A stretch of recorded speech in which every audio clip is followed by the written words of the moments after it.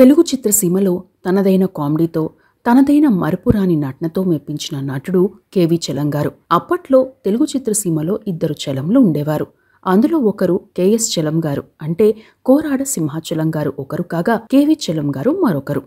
డైరెక్ట్గా కేవి చలం గారు అని చెబితే కొంతమందికి గుర్తుకు రాకపోవచ్చు.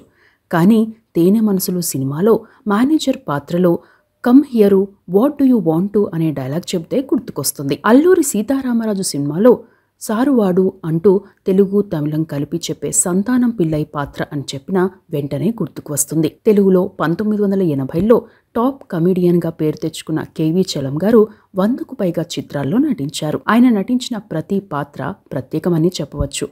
అప్పట్లో పలు సినిమాల్లో ఆయన క్యారెక్టర్ అవసరం లేకున్నా ఆయన కనిపిస్తే ప్రేక్షకులు వస్తారని, సినిమా ఆడుతుందనే ఉద్దేశంతో ప్రత్యేకంగా క్యారెక్టర్లను రాసేవారు. అయితే కెరీర్ మంచి పీక్స్లో ఉన్న టైంలో మద్రాసులో రైలు పట్టాల పక్కన శవమై కనిపించారు. అప్పట్లో ఆయన రైలు ఢీకొని చనిపోయారని వార్తలు వచ్చాయి. కానీ ఆయనది యాక్సిడెంట్ కాదని, కొన్ని పరిచయాల కారణంగా జరిగిన హత్య అని చెప్పేవారు ఉన్నారు. ఆయన నటించిన ఫస్ట్ మూవీ రాజా హరిశ్చంద్ర సినిమా వచ్చి దాదాపు 60 ఏళ్ళు అవుతోంది.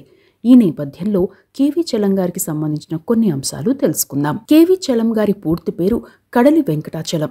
పశ్చిమ గోదావరి జిల్లా ఉండ్రాజవరం మండలం చివటం గ్రామంలో మధ్యతరగతి కుటుంబంలో పుట్టారు. కేవి చలం గారికి ఒక తమ్ముడున్నారు. ఆయన పేరు సూర్యారావు. కేవి చలం గారి కుటుంబానికి కళ్ళు విక్రయించే వ్యాపారం ఉండేది. కొంత భూమి ఉండేది. కొన్నాళ్లు ఉండ్రాజవరంలో, కొన్నాళ్లు తణుకులో చదివారు. మరికొన్నాళ్ల పాటు అమ్మమ్మగారి ఊరైన కొండేపాడులోనూ ఉన్నారు. చిన్నతనం నుండి స్వతహాగా వచ్చిన టాలెంట్తో స్పాంటేనియస్గా కామెడీ చేసేవారు. ఆర్ట్, డ్రాయింగ్ పై ఆసక్తి ఉండేది. అదే టైంలో స్కూల్లో కొన్ని నాటకాలు వేశారు. కామెడీ పాత్రలు ఎక్కువగా చేశారు. 10th చదివాక మిత్రుల సలహాతో మద్రాసుకు వెళ్లారు. అయితే మద్రాసులో దిగేసరికి తన స్నేహితుడి అడ్రస్ మిస్ అయింది. తనకు నాటకాల్లో నటించే వారి కొందరి పేర్లు తెలిసినా వారి అడ్రస్లు కూడా దొరకలేదు. దీంతో మద్రాస్ రైల్వే స్టేషన్లోనే ఒక రోజంతా ఉన్నారు. ఏం చేయాలో అర్థం కాలేదు. దీంతో తనకు నాటకం వేసిన అనుభవం ఉందని, ఏదో ఒక మార్గం దొరుకుతుందన్న ఉద్దేశంతో మద్రాసులోని ప్రజానాట్య మండలి కార్యాలయానికి వెళ్లారు. ముందుగా సినిమా ఛాన్సులు అడిగితే వెంటనే పంపించేస్తారని భావించి ఉపాధి కోసం అక్కడ సహాయకుడిగా చేరారు. అక్కడే అసిస్టెంట్ రూమ్లో ఓ రోజు ఉన్నారు. మరుసటి రోజు అద్దెగది కోసం టీ నగర్లో పలు ప్రాంతాలకు వెళ్లారు. కేవి చలం గారికి తమిళం రాదు, ఇంగ్లీష్ కొంచెమే వచ్చు. దీంతో అక్కడ కొందరు యజమానులు తమిళం, తెలుగు కలిపి మాట్లాడేవారు. అది కూడా కోయంబత్తూర్ స్లాంగ్ ఉండేది. ఆ స్లాంగ్ కేవి చలం గారికి కొత్తగా అనిపించింది.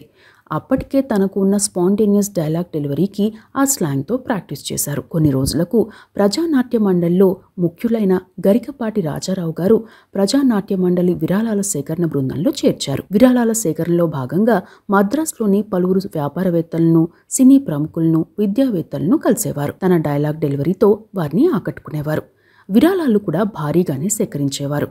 అలా ప్రజానాట్య మండలి రాజారావు గారి దృష్టిలో పడ్డారు. ఇక కార్యాలయంలోనూ ఆయన చేసే కామెడీని తమిళ, తెలుగు కలిపి మిక్స్డ్ స్లాంగ్లో, వచ్చి రాని ఇంగ్లీష్ మాట్లాడే స్లాంగ్లో మాట్లాడి ఆకట్టుకున్నారు. కేవి చలం గారి టాలెంట్ను గుర్తించిన రాజారావు గారు పలువురు నటులను పరిచయం చేశారు. అప్పటికే అక్కడ చాలా మంది ఉండేవారు. కృష్ణ గారు, జమున గారు, వాణిశ్రీ గారు అక్కడికి వచ్చేవారు. పలువురు డైరెక్టర్లు కూడా వచ్చేవారు. అక్కడే కృష్ణంరాజు గారి చీఫ్ మేకప్ మ్యాన్ మాధవరావు గారు కూడా ఉండేవారు. అలా పలువురితో పరిచయం ఏర్పడింది. రాజారావు గారి సహకారంతో కేవి రెడ్డి గారు దర్శక నిర్మాతగా వ్యవహరించిన హరిశ్చంద్ర సినిమాలో ఓ చిన్న పాత్ర దొరికింది. ఎన్టీఆర్ గారు, ఎస్ వరలక్ష్మి గారు, నాగయ్య గారు, ముక్కామల గారు, రమణారెడ్డి గారు, రాజనాల గారు, రేలంగి గారు, గిరిజ గారు తదితరులు ఈ సినిమాల్లో నటించారు. ఆ సినిమా షూటింగ్లో సెట్స్లోనే కామెడీ చేసేవారు. ఆ క్రమంలోనే పుల్లయ్య గారి డైరెక్షన్లో ఏఎన్ఆర్ గారు, జగ్గయ్య గారు నటించిన ప్రేమించి చూడు సినిమాలో ఇన్స్పెక్టర్ సుబ్బారావు పాత్ర దొరికింది. అప్పటికే కృష్ణ గారితో పరిచయం ఏర్పడింది. కేవి చలం గారి డైలాగ్ డెలివరీని చూసిన కృష్ణ గారి చొరవతో అదే ఏడాది తేనె మనసులు సినిమాలో ఛాన్స్ ఇచ్చారు. ఆదుర్తి సుబ్బారావు గారి డైరెక్షన్లో కృష్ణ గారు, రామ్మోహన్ గారు, భానుమతి గారు, సంధ్యారాణి గారు తదితరులు నటించిన ఈ సినిమాలో హోటల్ మేనేజర్ పాత్రలో నటించారు. వచ్చిరాని ఇంగ్లీష్ని తెలుగుతో కలిపి మాట్లాడారు. Come here what do you want to అనే డైలాగ్స్ చెప్పారు. ఈ సినిమానే కేవి చలం గారికి టర్నింగ్ పాయింట్ అని చెప్పవచ్చు. ఆ తర్వాత వరుసగా ఛాన్సులు వచ్చాయి. కన్నె మనసులు, ఉపాయంలో అపాయం సినిమాల్లో కృష్ణ గారితో కలిసి నటించారు. చిక్కడు దొరకడు, మరుపురాని కథ, సుడిగుండాలు ఇలా పలు సినిమాల్లో ఛాన్సులు వచ్చాయి. బందిపోటు దొంగలు సినిమాలో మిస్టర్ అమెరికా పాత్ర, భలే రంగుడు సినిమాలో సూర్యకాంతం గారి కుమారుడిగా అంటే ఆండాలమ్మ కుమారుడిగా, ప్రేమ్నగర్ సినిమాలో వంటవాడిగా, మేనకోడలు సినిమాలో శంకర్గా, కన్న కొడుకు సినిమాలో జ్యోతిష్యుడిగా, అల్లూరి సీతారామరాజు సినిమాలో సంతానం పిల్లై పాత్రలో నటించారు. అల్లూరి సీతారామరాజు సినిమాలో తెల్లదొరలకు సహాయకుడిగా ఉంటూ సారువాడు, పూడుస్తాది అని తమిళం తెలుగు కలిపి మాట్లాడే పాత్రలో అద్భుతంగా నటించారు. నోము సినిమాలో పులిరాజు పాత్ర మరింత గుర్తింపు తెచ్చింది. అలా తనకంటూ ప్రత్యేక మేనరిజంతో 100కు పైగా సినిమాల్లో చేశారు. తన కామెడీతో నవ్విస్తూనే హృదయానికి హత్తుకునేలా నటించేవారు. ఆయన కామెడీలో ఎక్కడా అశ్లీలత గాని, ద్వంద్వార్థాలు గాని ఉండేవి కాదు. చిల్లర కొట్టు చిట్టెమ్మ, బుచ్చిబాబు, రంగూన్ రౌడీ ఇలా దాసర్ గారి డైరెక్షన్లో వచ్చిన 25 సినిమాల్లో వరుసగా నటించారు. కృష్ణంరాజు గారి ఫస్ట్ మూవీ చిలక గోరింక, రంగూన్ రౌడీ ఇలా పలు సినిమాల్లో నటించారు. హీరో శోభన్ బాబు గారితో మంచి మనసులు, కార్తీక దీపం, జేబు దొంగతో పాటు పలు సినిమాల్లో నటించారు. సాధారణంగానే శోభన్ బాబు గారు ఎవరితోనైనా రిజర్వ్గా ఉంటారు. అలాంటి శోభన్ బాబు గారు కేవీ చలం గారితో చాలా ఆప్యాయంగా ఉండేవారు. శోభన్ బాబు గారిని కేవీ చలం గారు డాడీ అని పిలవడంతో పాటు కొడుకుని కాబట్టి మీ ఆశ్రమంలో సగం వాటా కావాలని సరదాగా అడిగేవారట. ఆ మాటలకు శోభన్ బాబు గారితో పాటు అంతా నవ్వుకునేవారు. 1965 నుండి 1980 వరకు ఎన్టీఆర్ గారు, ఏఎన్ఆర్ గారు, ఎస్వి రంగారావు గారు, కృష్ణంరాజు గారు, శోభన్ బాబు గారు, రామకృష్ణ గారు ఇలా అందరు హీరోలతో కలిసి 100కు పైగా సినిమాల్లో నటించారు. సినిమాల్లోనే కాదు, సినిమా సెట్లలోనూ చాలా యాక్టివ్గా ఉండేవారు.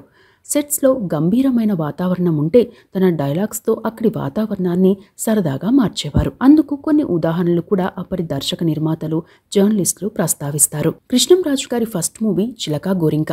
ఆయనే నిర్మాత కూడా. ప్రత్యేగాత్మ గారి డైరెక్షన్లో వచ్చిన ఈ సినిమాలో ఎస్వి రంగారావు గారు కీలక పాత్రలో నటిస్తున్నారు. అప్పటికి ఎస్వీఆర్ గారు సీనియర్ నటులు.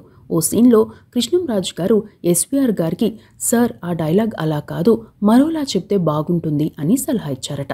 అప్పటికి ఎస్వీఆర్ గారు ఎంత పెద్ద నటులో కృష్ణంరాజు గారికి తెలీదు.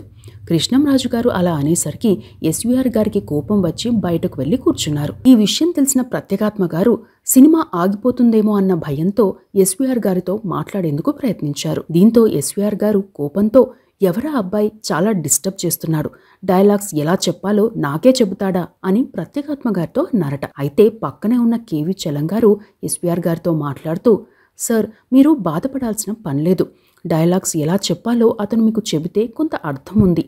అరే ఆ అబ్బాయి నాకు కూడా డైలాగ్స్ ఎలా చెప్పాలో సలహా ఇస్తున్నాడండి అన్నారట. అంటే ఎస్వీఆర్ గారి కంటే తాను గొప్ప నటుండని సరదాగా అన్నారు కేవీ చలం గారు. ఈ డైలాగ్తో ఎస్వీఆర్ గారు ఒక్కసారిగా కేవీ చలం గారిని చూసి పగలబడి నవ్వారట. దీంతో అక్కడి వాతావరణం నార్మల్ అయిపోయింది. మరో సందర్భంలో ఇలాగే జరిగింది. సమతా బ్యానర్ అధినేతలైన చటర్జీ, ముఖర్జీలు శోభన్ బాబు గారితో ఎక్కువ సినిమాలు చేసేవారు. వారిలో ఒకరైన చటర్జీ గారి తండ్రి చనిపోతే శోభన్ బాబు గారు కూడా వెళ్లారు. అప్పటికే శోభన్ బాబు గారికి కేవీ చలం గారు మంచి మిత్రులు కూడా.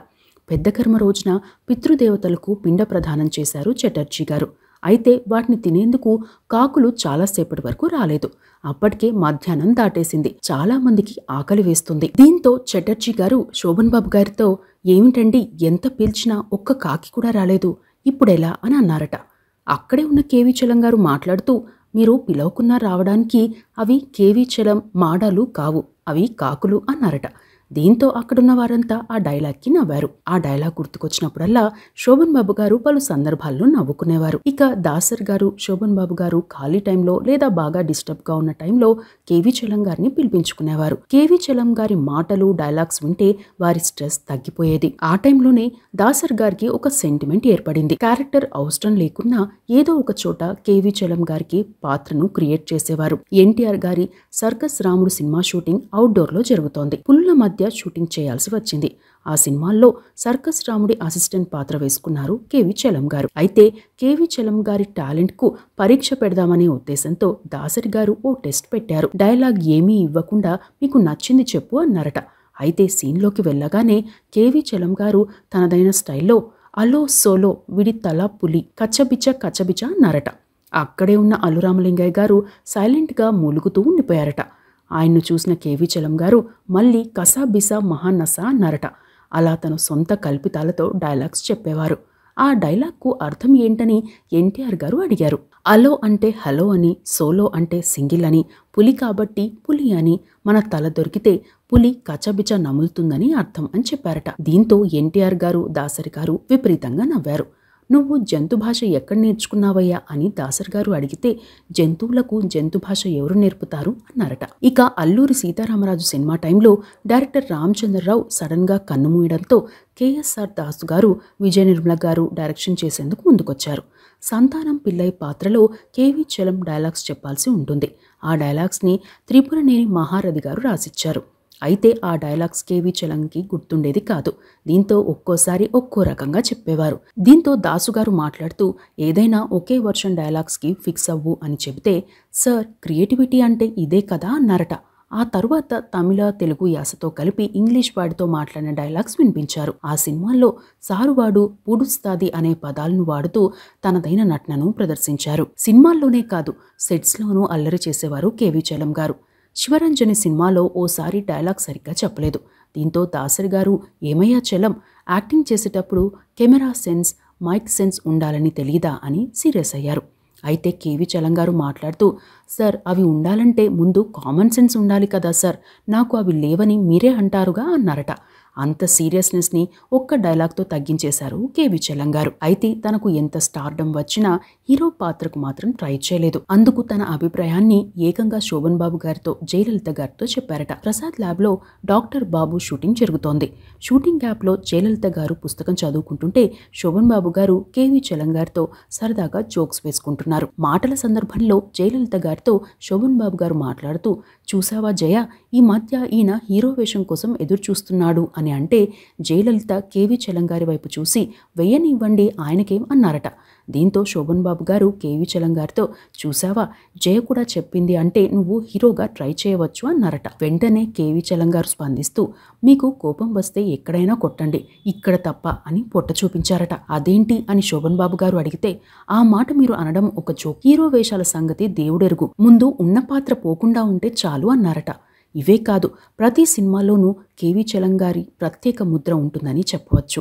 ఇక కథ సినిమాలో ఓరు ఇడ్లీ బకెట్గా సాంబారే, ఈ ఇడ్లీ సాంబార్లే సరిగా తానం చేయలేదే అనే డైలాగ్ ఆయన సొంతదే. సినిమాల్లో పెట్టారు. ఆ డైలాగ్ ఆధారంగానే అల్లూరి సీతారామరాజు సినిమాలో అదే యాస రిపీట్ చేయించారు. చాలా సందర్భాల్లో తమిళ, తెలుగు, హిందీ పదాలు మిక్స్ చేసి ప్రత్యేక భాషగా మాట్లాడేవారు.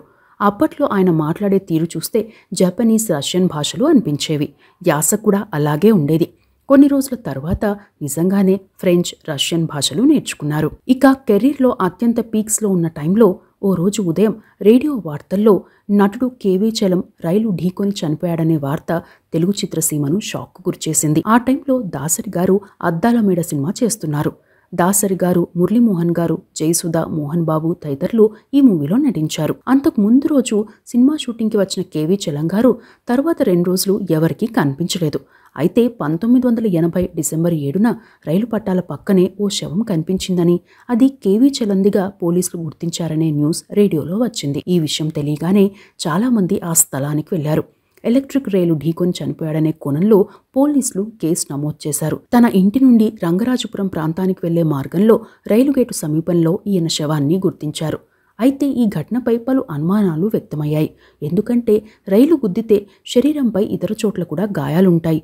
కానీ కేవీ చలం గారి తలపై, మెడపై మాత్రమే గాయం ఉందని, ఆయన మోపెడ్పై వెళ్లారా లేక నడుచుకుంటూ వెళ్లారా అనేది కూడా స్పష్టత లేదని చర్చ కూడా జరిగింది. కారణం ఏదైనా ఆయన చనిపోయాడన్న వార్త తెలుగు నటులను, ప్రేక్షకులను కన్నీరు పెట్టించింది. ఆ రోజు షూటింగ్లు మాక్సిమం ఆపేశారు. శోభన్ బాబు గారు, దాసరి గారు, మురళీమోహన్ గారు, ఎన్టీఆర్ గారు, కృష్ణ గారు, ఏఎన్ఆర్ గారు, సావిత్రి గారు, జయలలిత గారు ఇలా అంతా ఆయన అంతిమ యాత్రకు వెళ్లారు. మద్రాసులోని కన్నమ్మ శ్మశాన వాటికలో కేవీ చలం గారి అంత్యక్రియలు పూర్తయ్యే వరకు శోభన్ బాబు గారు అక్కడే ఉండడంతో పాటు కన్నీటితోనే ఇంటికి తిరిగి వచ్చారట. ఆ తరువాత కేవలం చంద్రమోహన్ గారితో తప్ప ఎవరితోనూ స్నేహం చేయలేదు శోభన్ బాబు గారు. అప్పుడప్పుడు మాత్రమే ఇతర నటులతో మాట్లాడేవారు. ఇక దాసరి గారు కేవీ చలం గారి అంత్యక్రియల ఖర్చులతో పాటు ఆ కుటుంబానికి ఆర్థిక సాయం చేశారని కూడా చెబుతారు. ఆయన అంతిమ యాత్రను కన్నీటితోనే పానీ అనే వీడియోగ్రాఫర్ సొంత రీల్తో షూట్ చేశారు. ఆ వీడియోని అద్దాల మేడ సినిమా క్లైమాక్స్కి ముందు థియేటర్లలో ప్రదర్శించారు. తెలుగు సినీ చరిత్రలో ఓ నటుడికి సంబంధించిన ఇలాంటి వీడియోను ప్రదర్శించడం అదే తొలిసారి. ఆయన చనిపోయాక చాలా రోజుల వరకు హాస్య నటులను ఎవరిని పెట్టుకోవాలో తెలియని పరిస్థితిలో చాలా మంది డైరెక్టర్లున్నారంటే కేవీ చలం గారు తెలుగు చిత్రసీమపై ఎలాంటి ముద్ర వేశారో అర్థం చేసుకోవచ్చు. ఇక కేవీ చలం గారి ఫ్యామిలీ విషయంతో పాటు ఆయన మరణానికి సంబంధించిన అనుమానాలేంటి అనే అంశానికి వస్తే, కేవీ చలం గారు సినిమాల్లోకి వెళ్ళాక తమ దూరపు బంధువైన నర్సమాంబతో పెళ్ళైంది. ఈమెది కొండెపాడు గ్రామం. వీరికి ఒక అమ్మాయి, ఒక అబ్బాయి. కేవీ చలం గారు సినిమాల్లో స్టార్ కమెడియన్గా ఎదిగాక తన తల్లిదండ్రులను కూడా తమతో పాటు మద్రాసుకు తీసుకెళ్లారు. కొన్ని రోజుల తర్వాత తల్లిదండ్రులు స్వగ్రామానికి వచ్చేశారు. కేవీ చలం గారు ఊళ్ళోకి వచ్చిన టైంలో గ్రామ్ఫోన్ తీసుకొచ్చి అందరికీ చూపించేవారు. ఆయన తమ్ముడు సూర్యారావు గారు తరువాతి కాలంలో కర్ణాటకకు షిఫ్ట్ అయ్యారు. ఇక కేవీ చలం గారు మద్రాసులో ప్రజానాట్య మండలిలో ఉన్న టైంలో రత్నకుమారితో పరిచయం ఏర్పడింది. ఆమె పలు నాటకాల్లో నటించడంతో పాటు కొన్ని సినిమాల్లో కూడా నటించారు. రత్నకుమారితో ఎక్కువగా క్లోజ్గా ఉండేవారు కేవీ చలం గారు. ఇక మద్రాసులో తన నటనతో, తన డైలాగ్స్తో చాలా మందిని ఆకట్టుకున్నారు. కొన్ని కార్యక్రమాల్లో, పార్టీల్లో పాల్గొనేవారు. అక్కడికి చాలామంది వీఐపీలు, పెద్ద పెద్ద వ్యాపారులు కూడా వచ్చేవారు. ఆ క్రమంలోనే పలువురు వీఐపీల కుటుంబ సభ్యులతో పరిచయాలు కూడా అయ్యాయి. దీంతో కొందరు శత్రువులుగా మారారని చెబుతారు. కేవీ చలం గారు రత్నకుమారి ఇంటికి వెళ్లే మార్గంలో ఉన్న రైల్వే గేటుకు అత్యంత సమీపంలో శవమై కనిపించారు. అది కూడా చాప చుట్టేసి కనిపించారు. 1980 డిసెంబర్ 7న ఈ విషయం బయటకు వచ్చింది. అయితే పోస్ట్ మార్టంలో కేవీ చలం గారు చనిపోయి 48 గంటలైనట్లు తేలింది కాబట్టి డిసెంబర్ 5న ఆయన చనిపోయినట్లు చెబుతారు. సినిమాల్లో అజాత శత్రువుగా, ఎప్పుడూ నవ్వించే వ్యక్తిగా పేరు తెచ్చుకున్న కేవీ చలం గారిని చంపేంత కక్ష ఎవరికి ఉందనేది మాత్రం ఇంకా తేలలేదు. అసలు అది యాక్సిడెంటా, హత్య అనేది తేలలేదు. ఇక ముందు తేలే అవకాశమూ లేదు. యాక్సిడెంట్గా మాత్రమే రికార్డులో ఉంటుంది. కానీ ఆయన గురించి తెలిసిన వారు మాత్రం అది యాక్సిడెంట్ మాత్రం కాదని, ఆయన వల్ల కొన్ని కోణాల్లో ఇబ్బంది ఎదుర్కొన్న వారే ఈ పని చేసి ఉండవచ్చని చెబుతున్నారు. కొందరు డబ్బులు వెదజల్లి ఈ కేసును యాక్సిడెంట్ కేసుగా నమోదు చేయించారని కూడా ప్రచారం జరిగింది. అయితే ఆ టైంలో ఆయనకు అండగా నిలబడేందుకు కొందరు ముందుకు వచ్చినా కొన్ని ప్రత్యేకమైన కారణాలతో వెనక్కి తగ్గారని కూడా చెబుతారు. కారణం ఏదైనా ఒక మంచి నటుణ్ణి తెలుగు చిత్రసీమ కోల్పోయింది. కేవీ చలం గారు అప్పటికి పెద్దగా ఆస్తులు సంపాదించుకోలేదు. కుటుంబ ఆర్థిక పరిస్థితి కూడా అంతంత మాత్రమే. దీంతో దాసరి గారు, శోభన్ బాబు గారు, ఎన్టీఆర్ గారు, ఏఎన్ఆర్ గారు, కృష్ణ గారు, కృష్ణంరాజు గారు ఆ కుటుంబానికి కొంత ఆర్థిక సాయం చేశారు. కేవీ చలం గారిపై ఉన్న గౌరవంతో ఆయన కుమార్తె అయిన దేవి గారికి దాసరి గారు 2 సినిమాల్లో ఛాన్స్ ఇచ్చారు. ఎమ్మెల్యే ఏడుకొండలు సినిమాతో పాటు మరో సినిమాలో ఛాన్స్ ఇచ్చారు. అంతేకాకుండా మరికొన్ని సినిమాల్లో ప్రత్యేకమైన పాత్రలో నటించారు దేవి గారు. ఆ తరువాత చెన్నైకి చెందిన వైద్యుడితో వివాహమైంది. ఆ తరువాత ఆ కుటుంబం సినీ రంగానికి దూరంగా ఉంది. కుమారుడు, భార్య ఎలా ఉన్నారనే అంశాలు ఎవరికీ తెలియలేదు. ఇవి కేవీ చలం గారికి సంబంధించిన అంశాలు.